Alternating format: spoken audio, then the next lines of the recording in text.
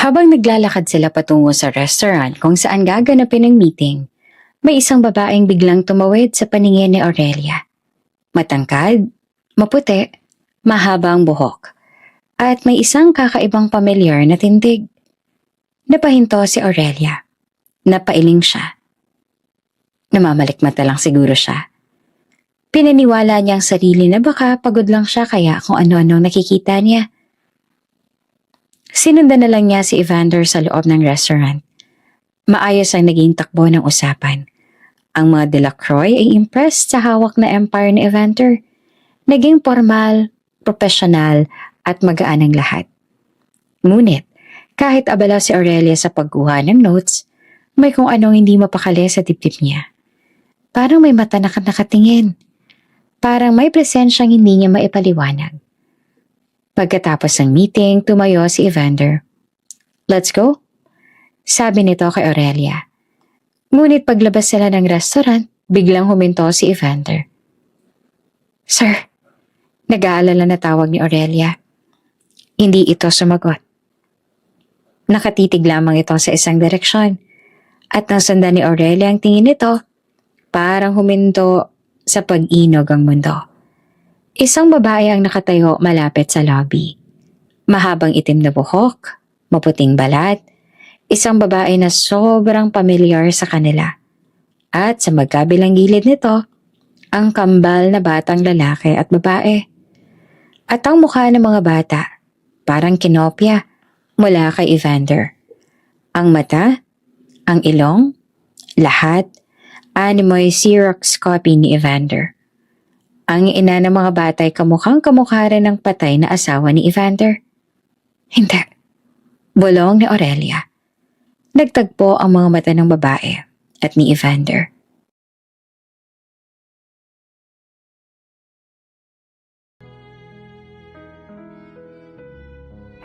Si Aurelia Sofia Monteluz ay hindi lamang basta sekretarya.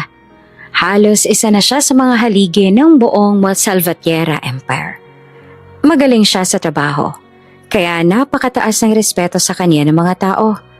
Alam na alam niya ang bawat schedule, bawat kontrata, alam niya rin ang bawat kahinaan at lakas ng pinakabatang bilyonaryo sa bansa. Si Evander Julio Salvatierra. Siya lamang ang tanging pinagkakatiwalaan ng CEO ng Salvatierra. At si Aurelia lamang ang nakakaalam ng mga bagay na tungkol dito na hindi alam ng iba. Sa edad na 35, si Evander ay nagmamay-ari ng mga airline, real estate empires, shipping companies at maging mga teknolohiya na bumabago sa mundo. Makapangyarihan, matalino, untouchable. Iyon ang tingin ng mga tao kay Evander. Hinahangaan ito ng lahat, lalo na sa mundo ng negosyo. Tanyag din ito, hindi lamang dahil sa yaman at mga narating nito, kundi pati na rin sa itsura. Guwapo ang binata, bagaman laging seryoso. Kayang-kaya nitong makipaglibel sa mga kilalang modelo o artista. Ngunit sa kabila ng yaman at impluwensya ni Evander, may matinding sakit itong tinatago at dinadala. Iyon ang side na si Aurelia lamang ang laging nakakasaksi. Dahil kung sa tingin ng marami ay perpektong tao si Evander, nagkakamali sila. Dahil ang totoo ay isa itong lalaking winasak ng pagkawala. Winasak ng mawala ang pinakamamahal nito. Ang asawa nitong si Rita Salvatierra. Ang babaeng minahal nito ng higit pa sa sarili ay nasawi dahil sa isang plane crash mahigit kumulang 6 na taon na ang nakalipas. Walang buong bangkay na natagpuan, tanging mga pira-pirasong labi na matapos ang masusing DNA analysis at forensic autopsy ay napatunayang kay Rita. At kahit na ganoon, kahit kalahating dekada na ang lumipas, para kay Evander, parang hindi pa rin totoo ang lahat. Para bang panaginip lang ang lahat. Isang masamang panaginip na hindi niya magawa ng gumising. Sa nakalipas na 5 taon, patuloy na nababalot ng kalungkutan si Evander. Patuloy itong nalulunod sa mga alaala. At kahit meron namang kamay ang nais na tumulong at sumagip sa kanya mula sa pagkalunod, si Evander mismo ang may ayaw na tanggapin niyon. Hindi pa rin matanggap ni Evander ang totoo. Dahil kahit noong namatay si Rita, hindi man lang nakita ni Evander kahit sa huling sandali ang mukha nito. Na hindi nito nahawakan ang kamay ng asawa kahit sa huling pagkakataon. Wala man lang huling paalam. Tanging isang urn lamang ang dumating kay Evander noon. Isang maliit na sisidlan ng abo ang naiwan na inilagak sa columbarium ng Salvatierra Family Mausoleum. Sa araw-araw, matapos ang trabaho sa opisina, ay doon na nga pumupunta si Evander sa lugar kung nasaan ang abo ng asawa. At lagi nitong kasama si Aurelia. Tahimik ngayon ang buong memorial garden nang gumating si Evander. Nakasuot ng itim na coat, hawak ang maliit na bungkos ng puting lilies at paboritong bulaklak ni Rita. Sa di kalayuan nandoon si Aurelia. Hindi siya lumalapit. Hindi siya nakikialam. Pag binibisita ni Evander ang asawa, nananatili lang si Aurelia sa gilid. Hindi siya lumalapit. Alam niya ang lugar niya. Mula sa lilim ng mga puno, pinagmasdan niya lang ang lalaking matagal niya nang minamahal. Ang lalaking hindi kailanman mapapa sa kanya. Naupo si Evander sa harap ng columbarium niche kung saan nakalagay ang abo ni Rita. Dahan-dahan nitong inilapag ang mga bulaklak. Hey, mahina nitong sambit. I'm here again. Para bang may kausap talaga itong tao. Tahimik lang na nakikinig si Aurelia. I had another meeting today. A big one. We closed the deal. He would have been proud. Tahimik ang paligid. Ngunit para kay Evander, parang naririnig niya ang boses ni Rita.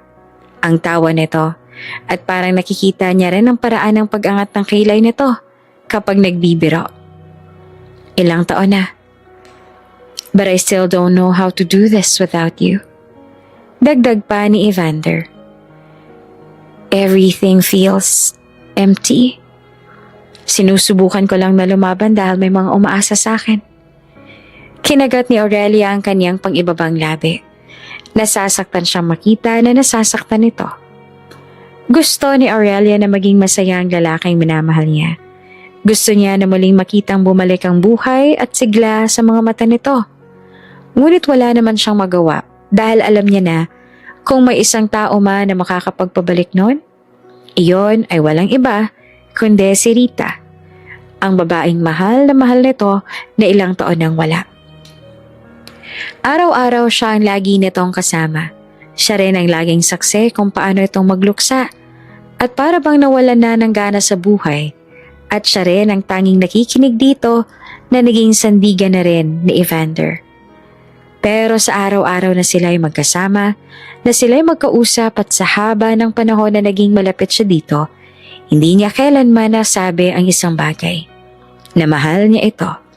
Hindi niya magawa. Wala siyang lakas ng loob na magtapat ng nararamdaman kasi alam niya na sa huli ay siya lang din ang masasaktan. Dahil ang puso ni Evander ay nakalibing na kasama ni Rita. Lumipas ang ilang minuto at tumayo na si Evander. Sir, mahinahon niyang sambit na makalapit ito sa kanya. Your next meeting is in 2 hours. I just wanted to remind you po. But we can postpone it if you want. Tumingin sa kanya si Evander. Pagod at malungkot ang mga mata. No? Let's go. Sabi nito. Naunang maglakad si Evander kaya agad siyang sumunod dito. Sa loob ng sasakyan habang si Evander nagdadrive at siya naman ay nasa passenger seat, nabigla siya na magsalita si Evander at nagpasalamat sa kanya kasi palagi raw siyang nariyan para samahan ito. Ginawa ko lang po ang trabaho ko, sir. Tanging sabi niya dito. Tiningnan siya ni Evander at bahagya itong humiti. Still, thank you. You're the best secretary I've ever had. At isa rin yon sa dahilan kaya hindi magawang aminin ang totoo niyang nararamdaman dito. Dahil ang tingin sa kanya ni Evander ay secretary lang talaga nito. Tahimik ang maliit na cafe sa gilid ng business district Kasama ngayon ni Aurelia ang mga kaibigan niya na parehong may seryosong ekspresyon. Hindi mo pa talaga nakikita? Sabi ng kaibigan niyang si Maribel habang seryosong tingin sa kanya. You're hurting yourself, Leah. Stop playing numb. Hindi lang dapat kay Evander umiikot ang mundo mo. Kasama nila ngayon si Trish na marahang umiinom ng kape habang nakatingin kay Aurelia. You should start dating. Dagdag pa ni Maribel. Find someone else. Huwag mong ibuhos lahat ng nararamdaman mo kay Evander. We all know, almost 6 years na pero hindi pa rin siya nakaka-move on sa pagkamatay ni Rita. At mukhang malabo na makalimutan niyang asawa niya. Ganun niya yung kamahal, so stop hurting yourself. Hindi siya sumagot. Tama naman si Maribel. Mahigit 6 na taon na. Mahigit 6 na taon na mula nang bumagsak ang eroplano. Ilang taon na mula nang mawala ang babaeng mahal ni Evander. At ilang taon na rin mula nang tahimik niyang mahalin ang lalaking hindi kailanman magiging kaniya. Sinubukan ko naman. Mahina niyang sagot. I tried going out with other people. I tried opening my heart. Pero kahit anong gawin ko, hindi ko talaga magawang mahalin ng iba. Because my heart already belongs to him. Napabuntong hininga si Trish. Leah, you deserve someone who can love you back. Hindi yung lagi ka nasa gilid, naghihintay sa lalaking may iba namang minamahal. But he's hurting. Sagot ni Aurelia. He's still in pain, and I can't just walk away from him. He needs someone who understands him. And you think ikaw lang makakagawa nun? Ikaw lang ba nakakaunawa sa kanya? Tanong naman ni Maribel. What about you? Sino mag-aalaga sa puso mo? You're just his secretary, Aurelia. Hindi mo trabaho na manatili sa tabi niya. Naalagaan siya. Unawain at damayan sa nangyari sa kanya. Kahit na mahal mo pa siya, hindi pa rin sapat na dahilan yon. Natahimik na lamang siya at ang mga kaibigan niya naman ay napailing. Matapos sa coffee shop, nag-aya si Trish na mag-bar at uminom naman daw sila. Dahil gusto rin ni Aurelia na kahit papaano, mabawasan ang bigat na nadarama, pumayag siya. Pagkaraan ng ilang oras at ilang baso ng alak, medyo nahihilo na si Aurelia. Kaya nagpaalam na rin siya sa mga kaibigan. Di rin kasi siya pwedeng malasing ng sobra dahil may trabaho pa siya bukas. Umiikot na ang paningin niya nang makarating siya sa kanyang kondo. Gusto na sana niyang humiga at kalimutan ang bigat na nadarama nang tumunog ang cellphone niya. Hello? Miss Aurelia? Halata ang pag-aalinlangan ng pamilyar na tinig mula sa kabilang linya. Si Marietta po ito, ma'am. Isa po ako sa mga kasambahay ni Sir Evander. Bakit ka napatawag? May pinag-uutos ba siya? Wala po, ma'am, pero lasing na lasing po kasi ngayon si Sir Evander. Kanina niya pa po tinatawag ang pangalan ninyo at ayaw niya rin po na tulungan siya ng iba. Kahit po si Manang Aurora, kaya tinawagan ko naman kayo para ipalam sa inyo. Where is he? Nasa kwarto po siya ngayon, ma'am. Sinubukan na po namin na tulungan si Sir pero ikaw rin po ang gusto niya eh. Hinahanap ka po niya sa amin. I'm coming. Agad niyang sagot. I'll be there soon. Kahit na medyo lasing at pagod din, pupuntahan niya pa rin si Evander to make sure na maayos lang ito. Agad siyang tumawag ng taxi. Ibinigay ang address ng Salvatierra Mansion.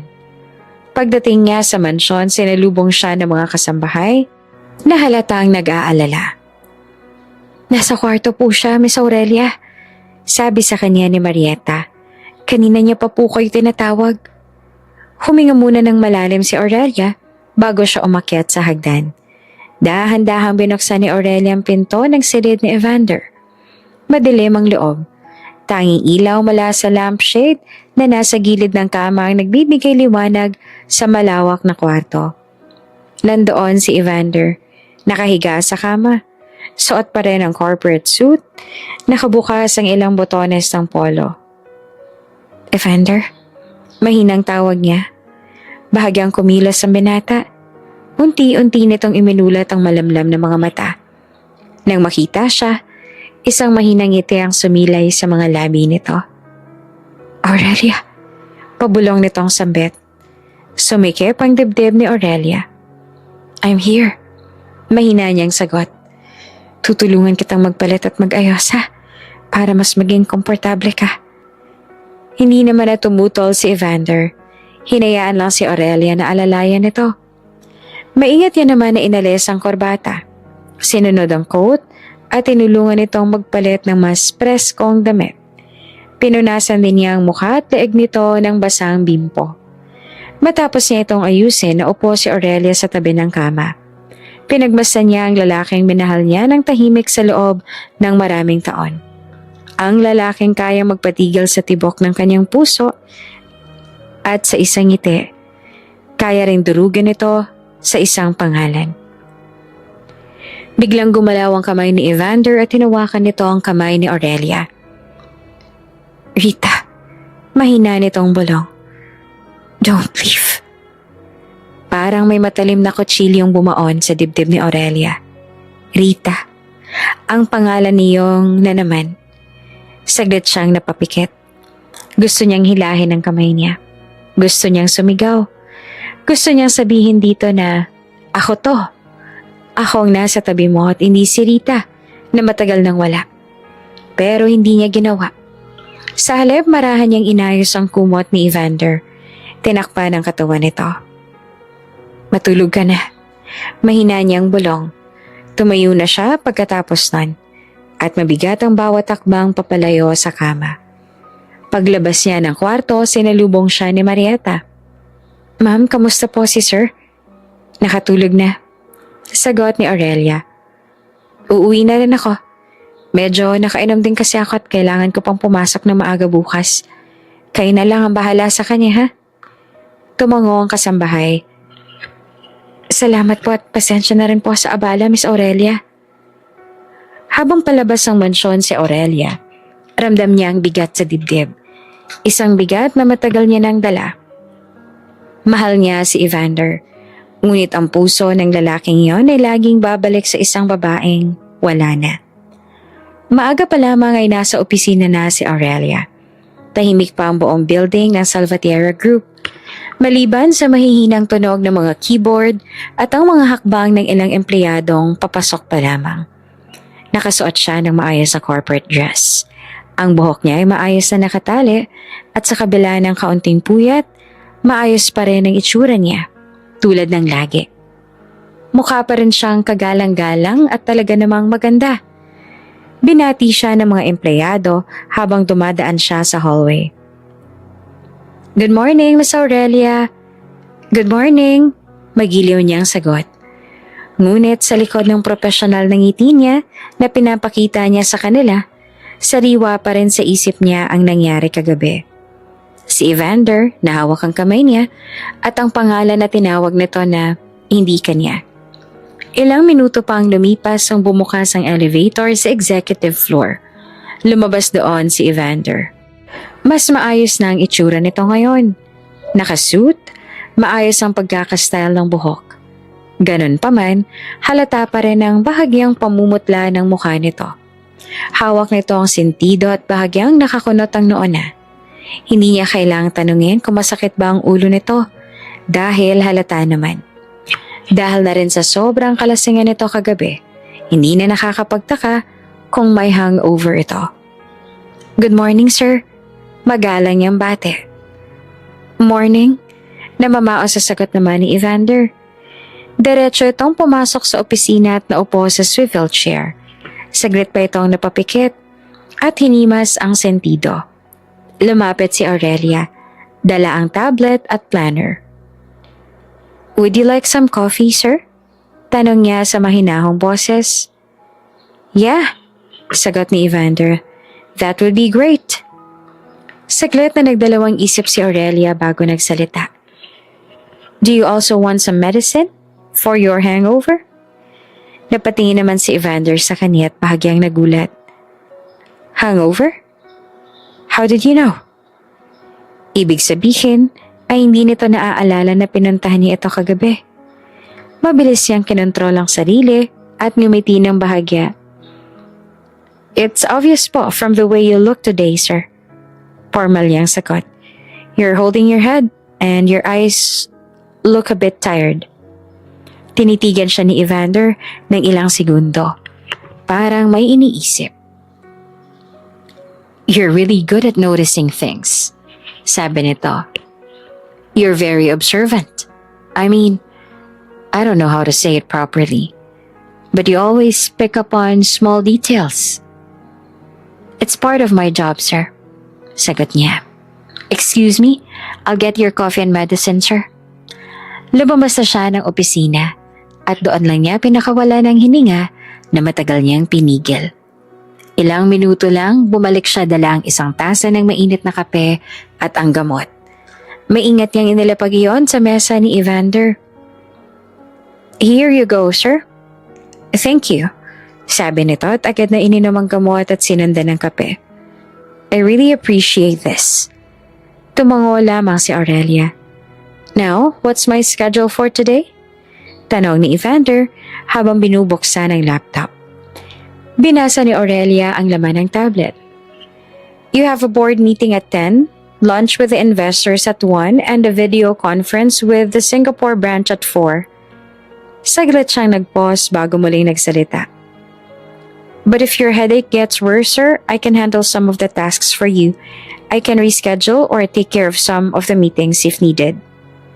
Napatingin si Evander sa kanya. Seryoso. No, mariin itong sagot. I'll handle it. Sir? I mean it, Aurelia. Putol na to. You've already done so much for me. I don't want to add more to your workload. You're already carrying half of this company on your shoulders. At baka bumaba ang tinig nito.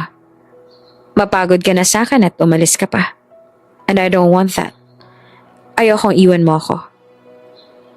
Biglang uminit ang dibdib ni Aurelia. I understand, sir. Mahinahon niyang sagot. I'll stick to the schedule na lang po. Tumango naman si Evander at muling tumingin sa mga dokumento sa mesa. Tahimik, ngunit puno ng tensyon ang conference room ngayon. Nasa loob sina Evander at Aurelia, kasama ang ilang executives ng Salvatierra Group at ang grupo ng Korean investors na dumating upang pag-usapan ng isang malaking partnership. Nakahilera sa lamesa ang mga tablet, laptop, dokumento at mga tasa ng kape. Ngunit sa kabila ng professional na setup, may isang bagay na agad napansin ni Aurelia. Isa sa mga Korean investors, si Mr. Han ay halatang hindi nakatuon sa presentation. Sa tuwing nagsasalita si Aurelia, naglalatag ng figures o nag-e-explain ng projections, nakatutok ang mga mata nito sa kanya. Hindi iyon ang uri ng tingin ng isang negosyanteng interesado sa data. Iyon ay tingin ng isang lalaking humahanga. Miss Aurelia, sabi ni Mr. Han sa malinis na English, you're very impressive. Not only intelligent, but also very beautiful. Napahinto ang ilang tao sa mesa. Ngumiti si Aurelia. Sanay sa ganitong uri ng komento sa kabila ng pagiging professional niya. Thank you, Mr. Han. Magalang niya sagot. You're single, right? Biglang tanong nito. Bahagya namang nagulat si Aurelia. Excuse me. Biglang sumingit si Evander. Malamig ang boses. We're here to discuss business, not my secretary's personal life. Napatingin ang lahat kay Evander. Kita ang bahagyang ines sa mga mata ni Evander. Ang panga nito'y bahagyang nakatiim na tila pinipigilan ang sarili. Bahagyang napahiya si Mr. Han. Of course, my apologies. It's okay, Mr. Han, sabi ni Aurelia para mawala ang tensyon. And you're right, I'm single. Naramdaman ni Aurelia ang tingin sa kanya ni Evander. Ngunit hindi niya ito nilingon at nagpatuloy na lang sa pag-present. Hindi niya binigyan ng kahulugan ang ginawa ni Evander. Hindi dapat. Alam niyang kahit na kailan, wala siyang karapatang umasa na dahil ang puso ni Evander ay matagal ng pag-aari ng isang babaeng wala na. Matapos ang meeting, naging matagumpay ang kanilang kasunduan. Nagpaalam ng mga investors at muling bumalik sa katahimikan ng opisina. "Let's have lunch outside?" Biglang sabi ni Evander kay Aurelia. Nagulat siya. "Sir? I mean, we still need to discuss a few things. Might as well do it somewhere else." Tumango siya. "Of course." Dinala siya ni Evander sa isang 5-star restaurant sa gitna ng lungsod. May malaking bintanang salamin at tugtog ng piano sa background. Para itong eksena sa isang romantikong pelikula. Kung hindi mo lang alam ang katotohanan sa pagitan nila, iisipin mong isa itong romantic date. Nag-order si Evander ng steak at pasta para sa kanila, pati na rin ng wine. "Is this okay?" Tanong nito. "Yes, sir." Habang naghihintay ng pagkain, nagsalita si Evander. "I'm planning to visit Rita's family this weekend," sabi nito. Bahagyang kumirot ang dibdib ni Aurelia. "Oh, I see. May ipag-uutos po ba kayo sa akin?" "Yes. I want you to prepare some gifts for them," sagot ni Evander. "For her parents." Tumango siya. "Of course, I'll take care of it." Nang dumating ang pagkain, tahimik silang kumain. Ngunit ang bawat salita ni Evander ay umiikot lamang sa iisang pangalan. "Rita loved this place," sabi nito habang hinihiwa ang steak. "We used to come here when she was stressed." "Rita would have loved this wine," dagdag naman ito. "She always said it tasted like summer." Tahimik na nakikinig si Aurelia. Bawat salita ay tila patak ng alkohol sa sugat na matagal nang bukas. "And after she died," huminto si Evander saglit. Tila nilulunok ang kirot. "I promised myself I would never abandon her family. Her parents lost their daughter, and I'm all they have now." Mula nga nang mamatay si Rita sa plane crash, ang mga magulang nito ay nasa ilalim na ng pangangalaga ni Evander. Ito ang nagbabayad ng bahay nila, ng medical bills, ng mga luho at pangangailangan. Si Evander din ang nagbabayad ng malaking utang na iniwan ni Rita na kahit si Evander ay hindi alam kung para saan. Matapos ang lunch, dumaan siya sa ilang boutique at specialty stores para bumili ng mga regalo. Mga mamahaling tsaa, bags, scarves, at imported na health supplements para sa mga magulang ni Rita. Habang hawak niya ang mga shopping bags, naisip niya, siya ang nasa tabi ni Evander araw-araw. Siya ang umaalalay. Siya ang nagmamahal. Ngunit ang lahat ay ginagawa niya para sa isang babaeng wala na. At kahit gaano pa siyang maging malapit kay Evander, lagi siyang nasa anino ni Rita. Tahimik ang daan patungo sa residence kung saan nakatira ang mga magulang ni Rita. Nasa loob ng itim na luxury SUV sina Evander at Aurelia. Si Evander ay seryoso, nakatingin sa unahan. Si Aurelia naman ay tahimik.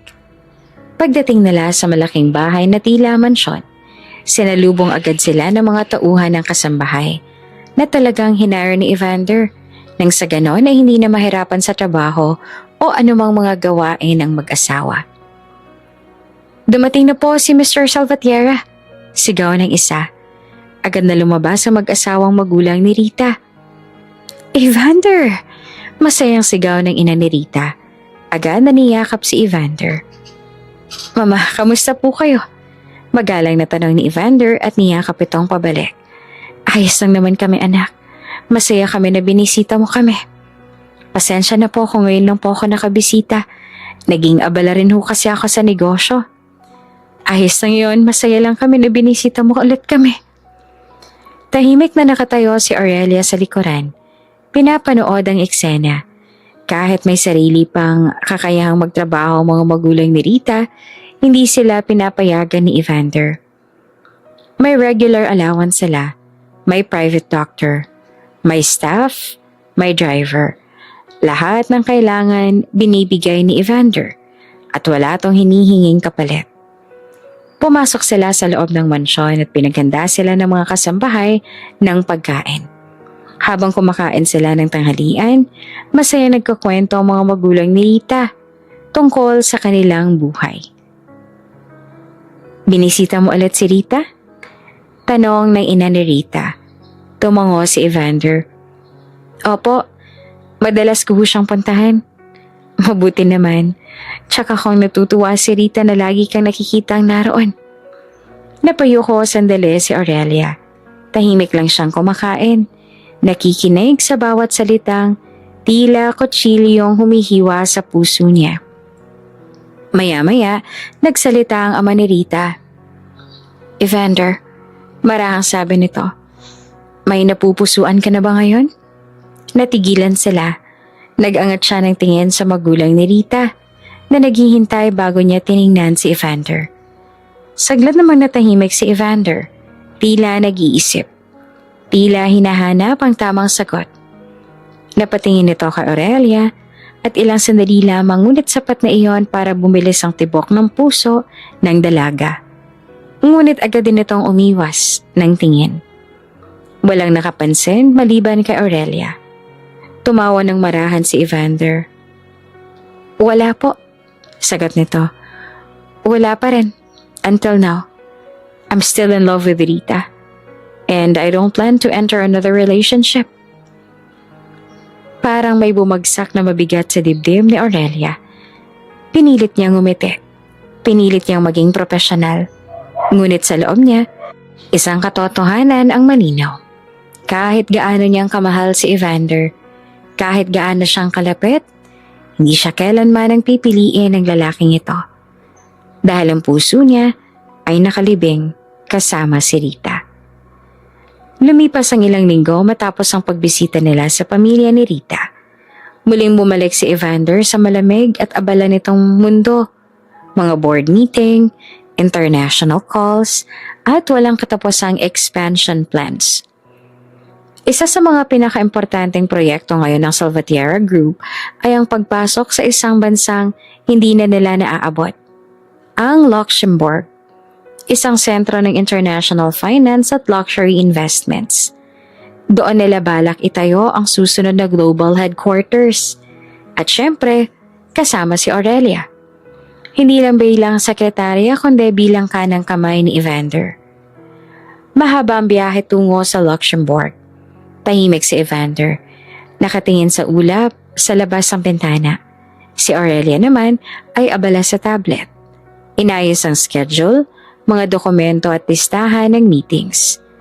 Sir, mahinang sabi niya, our meeting with the Delacroix Group is tomorrow at 11 a.m. sa restaurant ng hotel. After that, may tour sila sa kanilang investment properties. Tumango si Evander. Okay. Naging tahimik ulit sila. Hindi na iyon bago kay Aurelia. Sanay na siya sa ganitong katahimikan. Sa pagitan ng lalaking patuloy na nabubuhay sa alaala ng isang babaeng wala na. Pagdating nila sa Hotel Etoile, isa sa pinakamahal at pinaka-exclusive sa bansa, agad silang sinalubong ng marangyang interior. Marmol na sahig, kristal na ilaw, at mga taong pawang mayayaman at elegante. Habang naglalakad sila patungo sa restaurant kung saan gaganapin ang meeting, may isang babaeng biglang tumawid sa paningin ni Aurelia. Matangkad, maputi, mahabang buhok, at may isang kakaibang pamilyar na tindig. Napahinto si Aurelia. Napailing siya. Namamalikmata lang siguro siya. Pinaniwala niya ang sarili na baka pagod lang siya kaya kung ano-ano ang nakikita niya. Sinundan na lang niya si Evander sa loob ng restaurant. Maayos ang takbo ng usapan. Ang mga Delacroix ay impressed sa lawak ng empire ni Evander.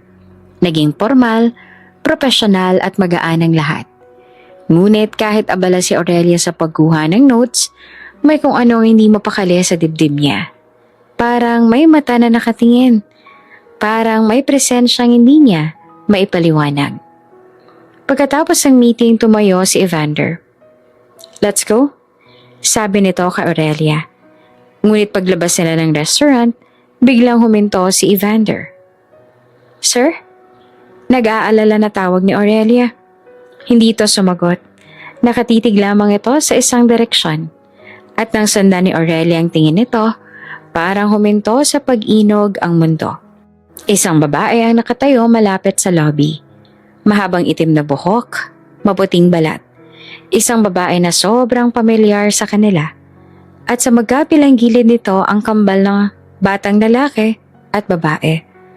At ang mukha ng mga bata, parang kinopya mula kay Evander. Ang mata, ang ilong, lahat. Animoy Xerox copy ni Evander.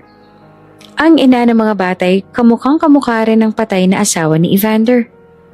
Hindi. Bulong ni Aurelia. Nagtagpo ang mga mata ng babae at ni Evander. Rita? Napahinto rin ng babae. Parang nakakita ng multo. Pareho silang natulala. Parang ang mahigit 6 na taon na sakit, pagkawala at pagluluksa, sabay-sabay bumagsak sa isang iglap. Hinawakan ng babaeng mukha ni Rita ang kamay ng mga bata at akmang aalis na. Pero mabilis na tumakbo si Evander palapit habang tinatawag ang pangalang Rita. Sumunod naman si Aurelia. Naabutan ni Evander ang babae at hinawakan ni Evander ang kamay nito. Kaya natigil ito sa paglakad. I can't believe this, sabi ni Evander habang nakatingin sa babaeng kamukha ni Rita.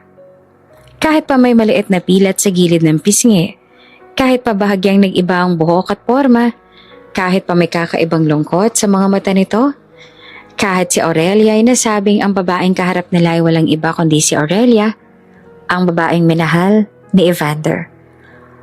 Ang babaeng inayakan at pinagluluksaan nito sa loob ng 5 taon.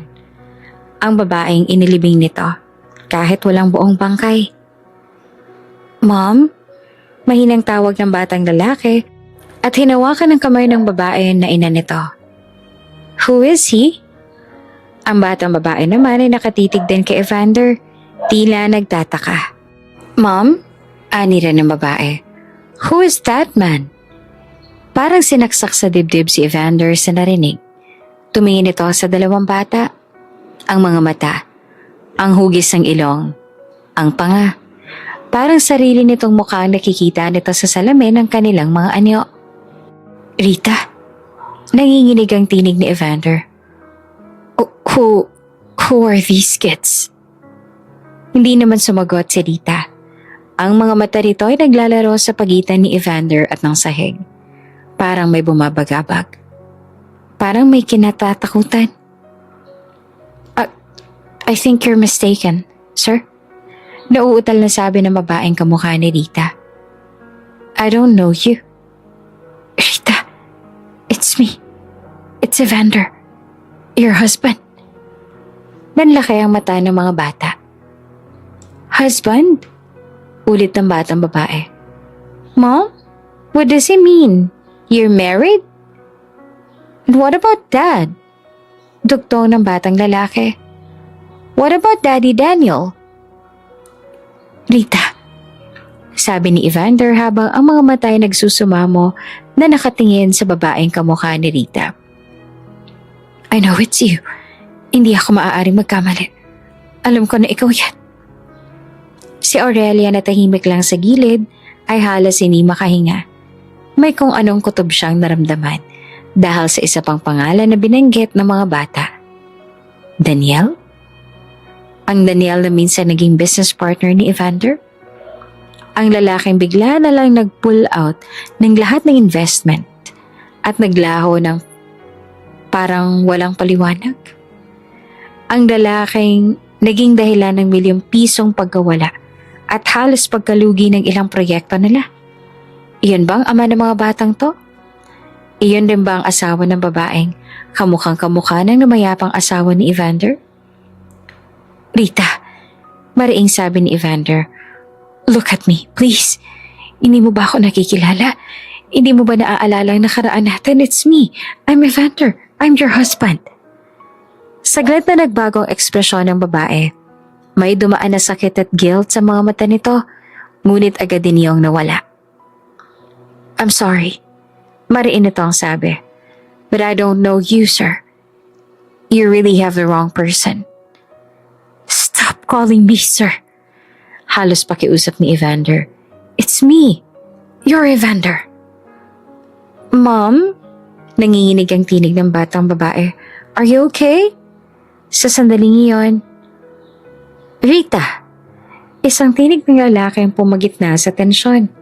Mula sa loob ng restaurant ay lumabas ang isang matangkad at seryosong lalaki. Everything okay?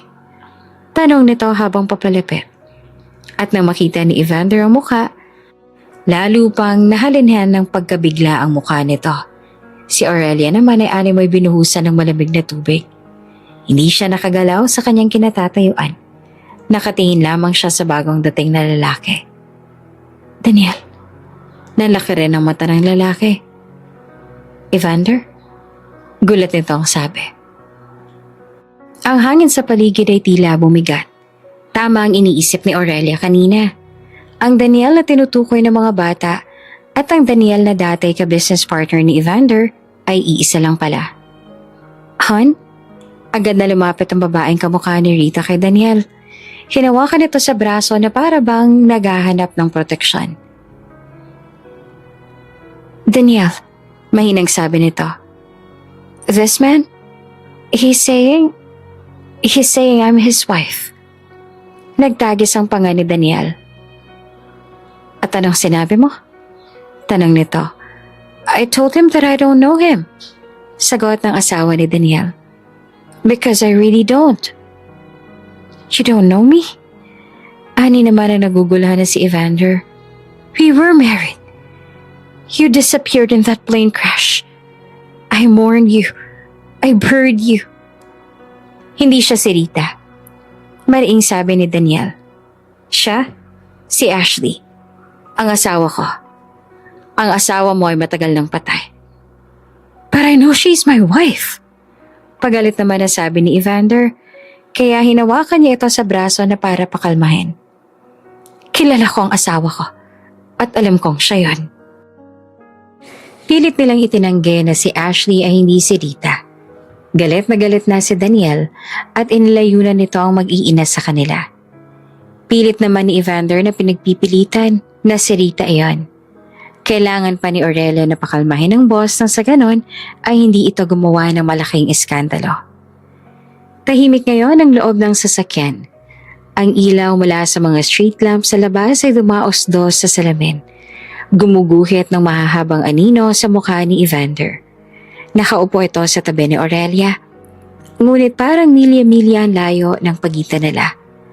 Mula pa nang umalis sila sa hotel, mula pa nang makita nila ang babaeng kamukhang-kamukha ng asawa nito, may asawa, may mga anak, ni hindi na huminto ang isip ni Evander. Parang may lindol sa loob ng kanyang dibdib. Bigla itong huminga ng malalim at humarap kay Aurelia.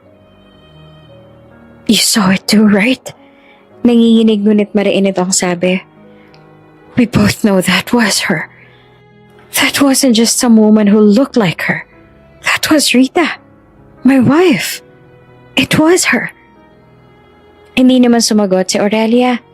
Hindi dahil wala siyang gustong sabihin, kundi dahil kapag nagsalita siya, baka tuluyan ng mabasag ang tinig niya. Alam niya rin na si Rita iyon. At alam din ni Aurelia na sa sandaling iyon, tuluyan ang nawala ang munting pag-asang matagal niyang iningatan sa puso niya. Almost 6 years, Aurelia. Patuloy ni Evander. Halos pabulong na ang tinig na para bang kinakausap ang sarili. For almost 6 years, I believed she was dead. I buried what was left of her. I mourned her every single day. And then suddenly, she's alive. She has children. She has another husband. Ipinikit nito ang mga mata. I don't know what to feel. I don't know what to think. But one thing is clear. I need to know the truth. Huminto ang sasakyan sa harap ng hotel na tinutuluyan nila. Ngunit hindi agad bumaba si Evander. Sa halip ay humarap ito kay Aurelia. I want you to do some research. Mariin itong sabi. Find everything about Daniel. About his wife? About those children?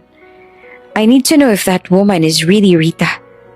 And if those children are mine. Para namang may tuluyang sumabog sa loob ni Aurelia. Pakiramdam niya ay para bang may matulis na kutsilyong dahan-dahang tinarak sa dibdib niya. Tahimik lamang si Aurelia, ngunit sa loob-loob niya, unti-unti nang nadudurog ang puso. Matagal niya nang alam na hindi siya kailanman ang pipiliin. Ngunit ang maririnig nito ngayon, ang buong mundo ni Evander ay muling iikot sa babaeng inakala nilang patay na. At parang sinabuyan ng asin ang matagal na niyang sagot. Sir, mahinang sabi niya, pinipilit panatilihin na matatagang tinig. I'll do what you ask. Gusto niyang tumanggi. Gusto niyang sabihin na hindi niya kaya, na masyadong masakit ang utos na yon. Pero siya ang sekretarya ni Evander. At higit sa lahat, siya ang babaeng umibig sa lalaking hindi kailanman magiging kanya. You don't understand how important this is to me. Dagdag ni Evander. If she's really Rita, then everything changes. That's right. Everything will change. Ang lahat ng pangarap ni Aurelia, ang lahat ng pag-asang tahimik niyang binuo sa loob ng 5 taon, lahat ng iyon ay mawawala. Do whatever it takes. Sabi pa ni Evander. Dig into Daniel's background, his finances, his movements for the last 5 years. I want to know how he met that woman. I want to know what happened after that plane crash. I want answers. Tumango lamang si Aurelia. I will, sabi niya. I'll find everything. Ngumiti si Evander ng bahagya, puno ng determinasyon. Thank you, Aurelia. I know I can count on you. Kung alam lang nito, na sa bawat salitang iyon, mas lalo lamang nabibigatan ng puso ng babaeng nasa tabi nito. Pagpasok ni Aurelia sa hotel room niya, agad siya napaupo sa gilid ng kama. Parang nawala ng lakas ang kanyang buong katawan. Pumikit siya, ngunit ang mukha ni Rita ay patuloy na bumabalik sa kanyang isipan. Ang paraan ng paghawak nito sa mga bata, ang pagtatago nito sa likod ni Daniel, at ang malamig na pagtanggi nito kay Evander. She's alive. Bulong niya sa sarili. Ang babaeng minahal ng lalaking minahal niya ay para bang muling bumangon mula sa hukay. At ngayon, kailangan niyang tulungan si Evander na alamin kung si Rita at Ashley ay iisa. Kailangan niyang hukayin ang katotohanan.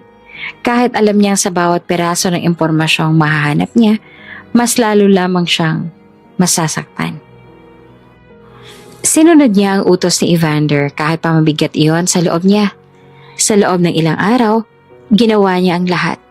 Sa permission na rin ni Evander, ginamit niya ang koneksyon ng mga Salvatierra. Nang sa ganon, ay mapadali ang paghahanap nila ng clue and information tungkol kay Daniel. Isa-isa niyang binuksan ang mga files na nakuha nila. Full name, Daniel Reyes. Foreigner business partner of Evander Julio Salvatierra. Bigla na lang itong nawalang mahigit 6 na taon ang nakaraan. Nagbago ng bansa. Nagpakasal din ito sa isang babaeng nagngangalang Ashley Rivera. Parang may humigpit sa lalamunan ni Aurelia. Maliban ho doon, sir, wala na siyang nahanap na kahit ano tungkol kay Daniel. Sobrang pribado, ni hindi nga pinakita na may anak pala itong kambal. At kahit picture ng asawa nitong si Ashley ay walang lumalabas. What if she really is her? Pabulong niya. What if Evander finally gets her back? At anong mangyayari sa kanya? Ano na lang ang lugar at puwang niya? Isa lamang sekretaryang naghihintay ng 5 taon. Isang babaeng nagmahal sa katahimikan. Isang pusong walang karapatang umangal. Tumulo ang luha niya, ngunit mabilis niya itong pinunasan. Wala siyang karapatan na umiyak. Hindi siya ang asawa. Hindi siya ang minahal. Isa lang naman siyang empleyado. At ito ang utos ng kanyang boss. Kaya, kahit pa bawat paghahanap niya ng impormasyon ay parang pagdurog sa sarili niyang puso, gagawin niya. Dahil mahal niya si Evander at minsan, ang magmahal ay pipiliing masaktan para sa kaligayahan ng taong mahal mo. Tahimik ngayon ang opisina ni Evander. Mabigat ang hangin at parehong seryoso ang kanilang ekspresyon. Nakatayo lamang si Aurelia sa harap ng mesa ng kaniyang boss. Hawak ang tablet na naglalaman ng lahat ng impormasyong natipon niya sa nakaraang araw. Sir, maingat niyang simula. I've checked everything I could find about Daniel. Speak, malamig nitong sabi. Daniel Reyes. He turns out to be a business partner of the company we were supposed to deal with here in this country. That explains why we saw him at the hotel restaurant that night. Huminga siya ng malalim. Other than that, very limited ang impormasyon. Wala siyang masyadong digital footprint for the last 5 years. It's like he intentionally erased himself. Dahan-dahang humarap si Evander sa kanya. Nothing else? Mariin niyang tanong. No background? No history? No explanation of how he met Rita? Umiling si Aurelia. I'm sorry, sir. That's all I could find for now. Isang mabigat na katahimikan ang bumagsak sa pagitan nila. Then we need to hire someone. Biglang sabi ni Evander. A private investigator. I don't care how much it costs. I need to know everything about them. Napatingin si Aurelia sa kanyang boss. Sir, maybe we should be careful. What we're doing is already bordering on invading their privacy. If Danielle finds out, I don't care. Sigaw ni Evander. Biglang bumagsak ang kamao sa mesa. Napapitlag naman sa gulat si Aurelia. I lost my wife once. Patuloy nito na ang boses ay nanginginig sa galit at sakit. I buried her. I mourned her. And now she's walking around alive? With another man? With children that might be mine? You expect me to just sit back and do nothing? Hindi agad nakasagot si Aurelia. I'm just saying we should. Enough! Putol na Evander. Do it! At ginawa nga nila ang utos nito.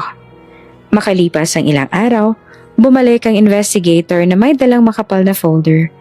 Si Aurelia ang unang nagbasa nito. At sa bawat pahina ng kanyang binubuklat, lalong bumibigat ang kanyang dibdib. Sir, mahina niyang tawag kay Evander. The investigator found something. Agad na lumapit si Evander. Danielle and his wife, her legal name is Ashley Rivera. They have twin children, a boy and a girl. Their names are Elio and Elise. Age? Mabilis na tanong ni Evander. 4 years and 5 months. Sagot niya. Parang may sumabog sa ulo ni Evander. 4 years and 5 months. Eksaktong tugma sa panahon ng mangyaring plane crash. Kung si Rita ay buntis noon. Kung nabuhay ito. Kung iniligtas ito ni Danielle. Those are my children. Pabulong na sabi ni Evander. Nanginginig ang buong katawan sa emosyon. They're my kids. I know it. Sir, we don't know that for sure. But the timeline matches. Halos pasigaw na sagot ni Evander. The ages. The disappearance. Everything fits. Danielle probably took her when she was vulnerable. Maybe she had amnesia. Maybe she lied to her. Maybe he convinced her that he was her husband.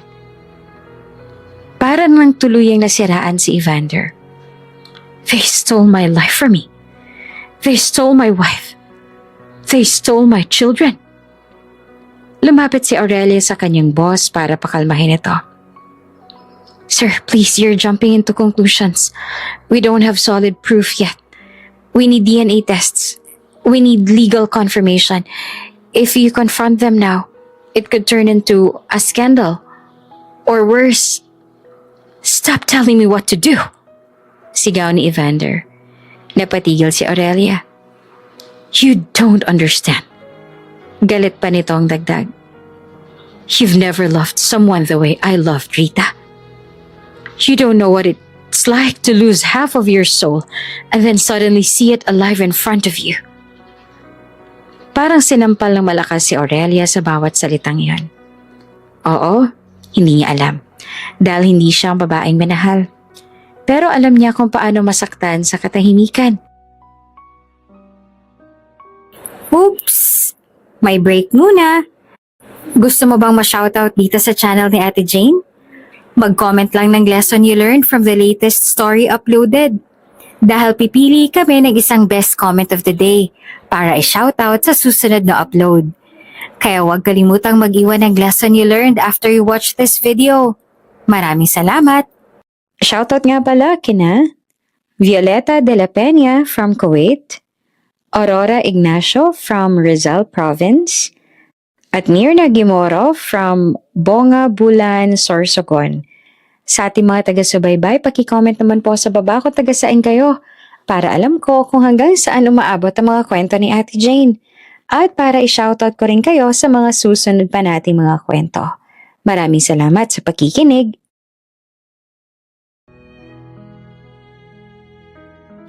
I'm just trying to protect you.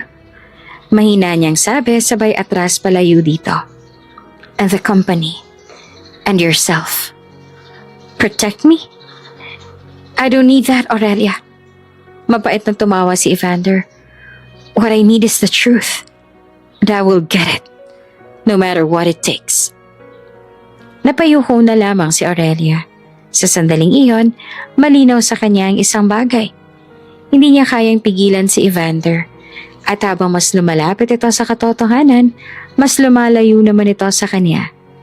Dahil sa dulo ng lahat ng ito, kung si Rita nga'y buhay, wala nang lugar sa puso ni Evander para kay Aurelia. Patuloy ang pag-ikot ng mundo ni Evander sa isang pangalan sa lumipas na mga araw. Bukang bibig nito ang pangalan ni Rita. Araw at gabi, iyon ang laman ng bawat ulat. Bawat tawag mula sa investigator, bawat pag-uusap sa loob ng opisina, iba't ibang records ang lumalabas. Isang babaeng may ibang pangalan, isang legal na asawa ni Daniel, isang ina ng kambal. Ngunit sa bawat retrato, sa bawat kuhang retrato na dumarating sa email ni Aurelia, iisa lamang ang nakikita nila.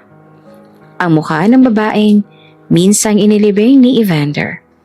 Ang babaeng minahal nito ng buong buo. Her current legal name is Ashley Rivera. Paliwanag ng investigator sa huling report. But facial recognition software shows 98% match with Rita Salvatierra. Nanginginig ang kamay ni Evander habang binabasa iyon. She changed her name. Pabulong nitong sabi. But she didn't change her face. Tahimik lamang si Aurelia sa gilid, hawak ang tablet. Sa bawat ebidensya na lumalabas, mas lalo lamang lumalakas ang paniniwala ni Evander at mas lalo rin nabibiyak ang puso ni Aurelia. Dahil sa bawat banggit nito ng pangalang Rita, pakiramdam niya ay unti-unti siyang nawawala. Isang araw, muli nilang nakamiting si Daniel. Isang formal business dinner sa isang high-end restaurant na puno ng mga executive at investors. Ngunit sa gitna ng lahat ng yon ay parang may ulap ng tensyon sa pagitan ng dalawang lalaki. Napansin agad ni Aurelia kung paano hindi makatingin si Daniel ng diretsyo kay Evander. Ilang beses itong ibinaba ang tingin at tila may tinatagong kaba. Mr. Reyes, malamig na sabi ni Evander, hawak ang wine glass. You look uncomfortable. Pilit na ngumiti si Daniel. Just tired from traveling, Mr. Salvatierra. Pero alam ni Aurelia na may mali. At alam din niyon ni Evander. Sa buong meeting, ilang beses binanggit ni Evander ang pangalan ni Rita. Parang sadya. My wife used to love this kind of food. Nito habang nag-order. Rita had excellent taste. Kitang-kita ang bahagyang panginginig sa kamay ni Daniel. Ilang araw pagkatapos nun, isang hindi inaasahang pakiusap ang binitawan ni Evander. Aurelia, tawag nito habang nasa loob sila ng sasakyan. Samahan mo akong pumunta sa school ng mga bata. Nanlaki ang mata niya. Sir, that's not a good idea. I just want to see them. Mahina nitong sabi. Just once. Please. Huminga naman ng malalim si Aurelia. Sir Evander, this is crossing a line. I know. Sagot nito habang nakatuon ang tingin sa unahan. But I can't stop myself. At sa huli, sumuko rin siya at pumayag sa gusto nito. Tahimik ang campus ng eksklusibong paaralan. Naroon ang mga bata. Naglalaro sa playground habang hinihintay ang kanilang mga magulang. At doon, sa gitna ng tawanan at sigawan, nakita nila ang kambal. Nang makita sila ng mga ito, agad itong lumapit. Hey! Masayang sigaw ng batang lalaki. It's you! Ngumiti naman ang batang babae na may suot na maliit na backpack. It's nice to see you again. Napatigil si Aurelia at nakatitig lang sa mga bata na kamukhang kamukha ni Evander. You look like my twin brother. Dagdag naman ng batang babae. We've been thinking about you ever since we saw you. Dahan-dahang yumuko si Evander sa harap nila. Have you? Mahina nitong tanong. Nangingilid ang mga mata. Tumango ang kambal. We were confused, sabi ng batang lalaki. Why do you look so much like us? Hindi naman agad nakasagot si Evander. Inabot niya ang kamay ng dalawa. You're very smart, kids. Nito at pilit na ngumiti. At sa sandaling iyon, nakita ni Aurelia ang isang Evander na hindi niya pa kailanman nakita. Malambot, marupok, at puno ng hindi maipaliwanag na saya. Alam niya na agad na may nadarama itong kakaibang koneksyon sa mga bata. Bago sila umalis, nakiusap si Evander sa kambal. Can you keep this a secret? Maingat nitong tanong. Don't tell your parents that you saw us today. Nagkatinginan ng kambal. Why? Tanong ng batang babae. It's complicated, sagot ni Evander. Ngunit pagkatapos ng ilang segundo ay tumango rin ang dalawa. Okay, sabi nila. We promise. Did you see them? Tanong nito kay Aurelia. They felt so close. Parang matagal ko na silang kilala. Pagbalik nila sa Pilipinas, halos hindi pa man nakakapagpahinga ng maayos si Evander mula sa mahabang biyahe, ay agad na nitong sinabi ang una nitong destinasyon. Sa parents ni Rita, gusto ko silang makita. Hindi na nagtanong si Aurelia. Sumunod na lamang siya gaya ng lagi niyang ginagawa. Ang mansyon ng magulang ni Rita ay nananatiling tahimik. Tila ba nakaperme pa rin sa araw na nawala ang kanilang anak.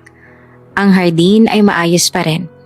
Ang mga rosas na tanim noon ni Rita ay patuloy na namumulaklak.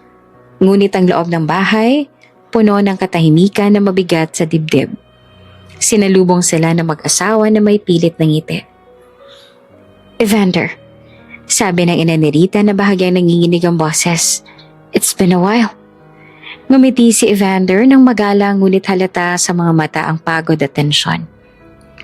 Nais ko lang po kayong kamustahin, sabi nito. Tumango naman ang ama ni Rita. We're surviving, sagot nito.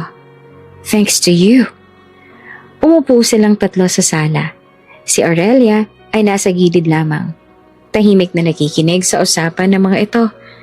Ramdam niya ang kakaibang aura na parang may tinatagong bigat ang bawat salita. Nag-usap-usap sila tungkol sa mga pangkaraniwang bagay, kalusugan, panahon, negosyo. Ngunit biglang naputol ang normal na daloy ng usapan nang biglang magsalita ang ina ni Rita. Evander, anito sabay higpit sa hawak na tasa ng tsaa para bang may kung anong bumabagabag dito. You don't have to torture yourself anymore. Napatingin ang dalawa sa kanya.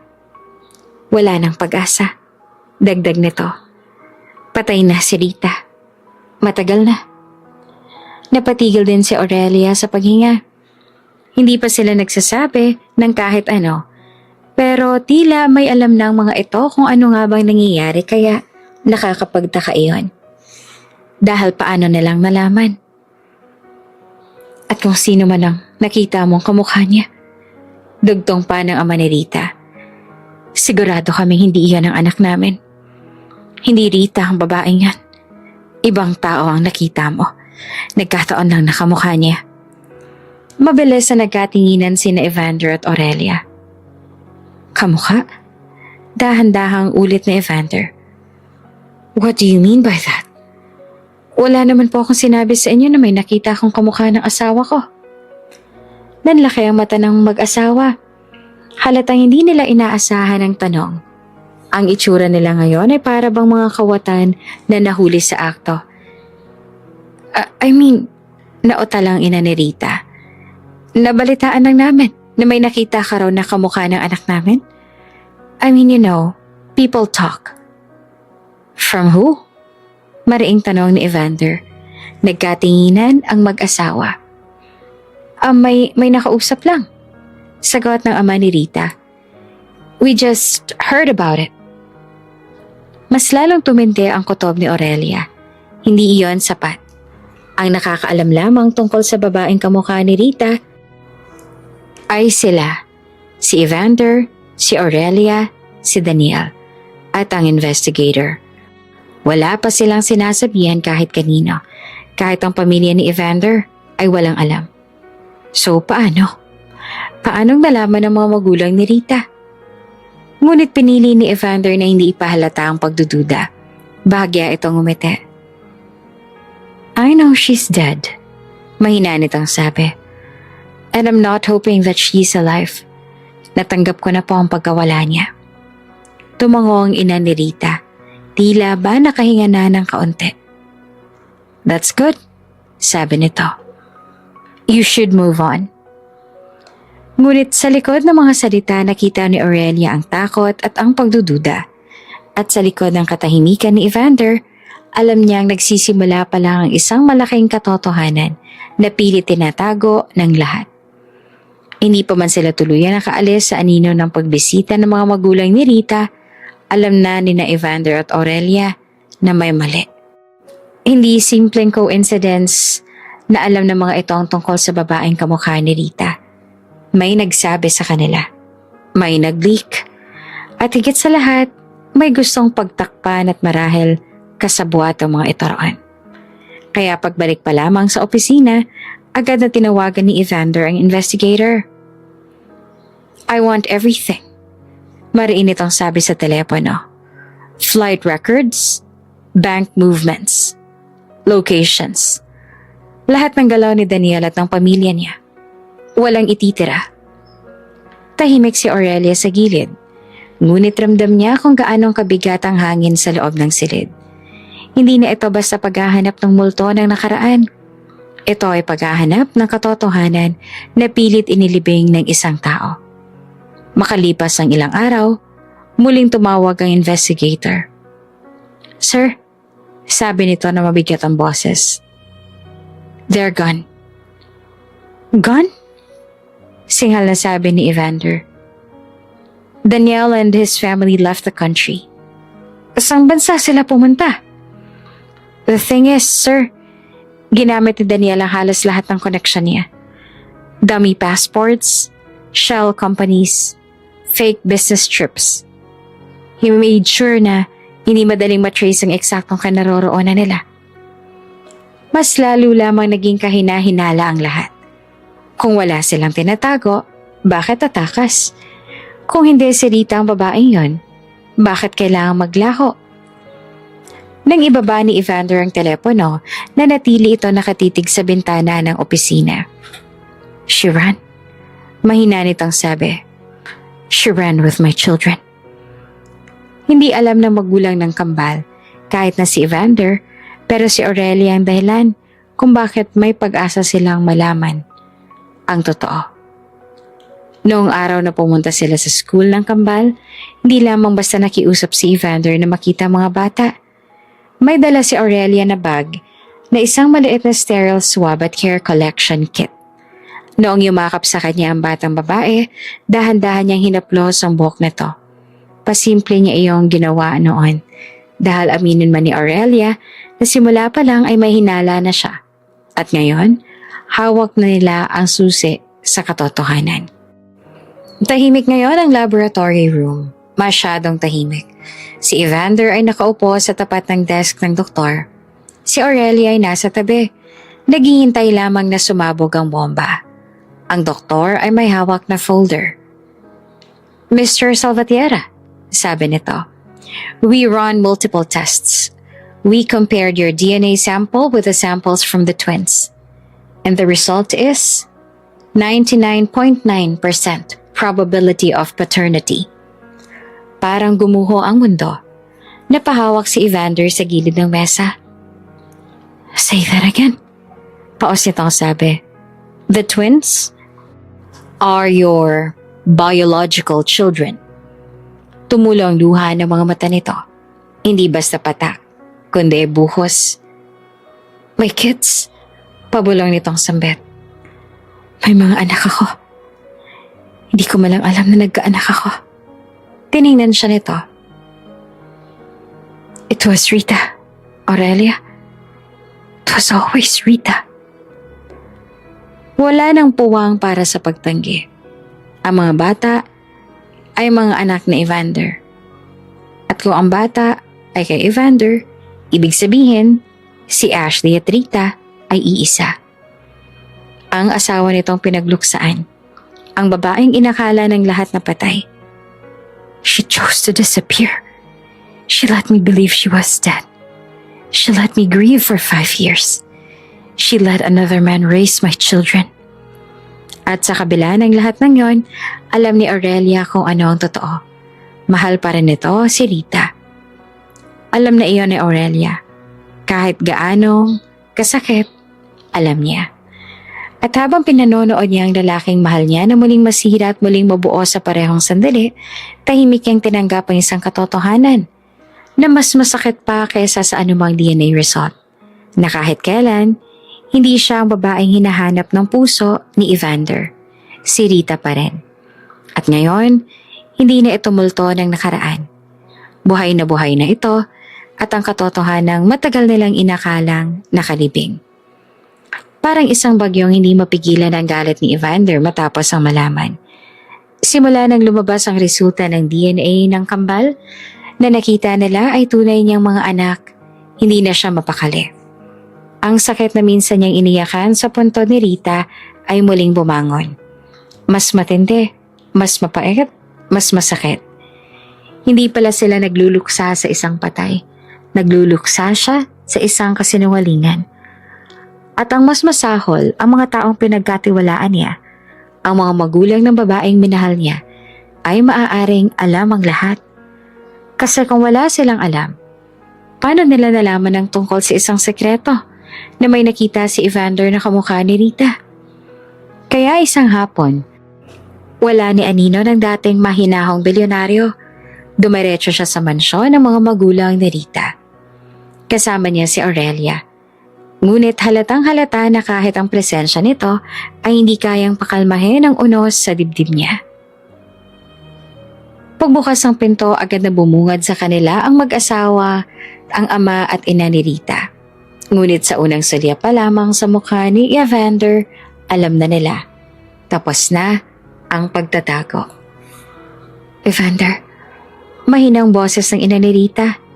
Ngunit hindi ito pinansin ng lalaki. Diretso siyang naglakad papasok sa sala. Ang mga mata ay nag-aalab sa galit at sakit. Mahigit 6 na taon. Mariin niyang sambit. Nanginginig ang tinig. Mahigit 6 na taon ako nagluksa. Mahigit 6 na taon kong inilibing ang sarili ko kasama ang anak ninyo. Ilang taon akong bumisita sa punto niya. Kinakausap ang abo niya. Nagmamakaawa sa isang babaeng akala ko ay patay na. Humakbang siya palapit sa kanila. Samantalang buhay pala siya. Buhay. May asawa. May mga anak. Mga anak ko. Tumulo ang luha mula sa mga mata niya, ngunit nananatiling nag-aalab ang galit doon. Binuhos ko sa inyo lahat, sigaw niya. Binigay ko ang pera ko, ang oras ko, ang buhay ko. Kinuha ko kayo sa kahirapan. Ako nag-alaga sa inyo nang akala ko patay ng anak ninyo. Pinakain ko kayo. Binigyan ko kayo ng bahay, ng allowance, ng dignidad. Napaatras sa mga magulang ni Rita. Pero ano ang kapalit? Patuloy ni Evander. Kasinungalingan? Panilin lang? Pagtataksil? Hindi na nakatiis ang ama ni Rita. Tuluyan itong napaluhod sa harap ni Evander. Patawad. Nanginginig nitong sabi. Patawad, iho. Sumunod ang ina ni Rita. Napahagulgol at nakaluhod rin. Hindi namin ginusto. Hindi namin ginusto na saktan ka. Ngunit ang sakit sa mata ni Evander ay hindi na mapapawi ng luha. Bakit? Paos niyang tanong. Bakit niyo ginawa to sa akin? Bakit niyo hinayaan na maniwala akong patay ng anak ninyo? Nagkatingin na ng mag-asawa. Ngunit hindi sila makasagot. Nanlumo si Evander sa harap ng dalawang matandang nakaluhod sa kanya. Ang babaeng minahal niya ng buong buhay niya, ang babaeng ipinagluksa niya ay buhay na buhay pala. At hindi lang yon, may mga anak sila. Mga anak na dapat siya ay ama. Iginalang ko kayo. Nanginginig na boses ni Evander habang nakatingin sa kanila. Minahal ko kayo na parang sarili kong magulang. Pinakain ko kayo. Pinatira. Pinagamot. Binigyan ng marangyang buhay dahil inakala kong iyon ang gusto ni Rita para sa inyo. Napatawa siya at isang mapait, basag na tawa. Pero kayo, niloko ninyo ako. Tumulo ang luha ng ina ni Rita. Pasensya na, Evander. Wala kaming choice. Wala kayong choice? Sigaw ni Evander. May choice palagi. Pinili ninyong sirain ako. Tahimik lang si Aurelia sa gilid. Hawak ang sariling dibdib na parang siyang nasasaktan sa bawat salita. Dahil alam niyang bawat salitang yon ay nagmumula sa pusong tuluyang nadurog. Sabihin ninyo, madaing sabi ni Evander. Bakit? Bakit ninyo nagawa sa akin ito? Paano ninyo ako nagawang linlangin at pagtaksilan? Nagkatinginan ng mag-asawa. Sa wakas, nagsalita ang ama ni Rita. Matagal nang may relasyon si Rita at Daniel bago pa ang kasalan niyo. Parang tinamaan ng bala si Evander. Si Daniel ang mahal niya. Napapikit si Evander. Pakiramdam niya ngayon, niyuyuraka ng puso niya. Ginamit ka niya. Patuloy ng ama. Ginamit niyang pagmamahal mo, ang pera mo, ang pangalan mo. Plano nilang kunin ang malaking bahagi ng yaman mo. Bulong pa ng ina, kaya nila pinalabas na patay si Rita. Ang plane crash, sinadya iyan. May mga taong binayaran para palitan ng katawan. Ang DNA.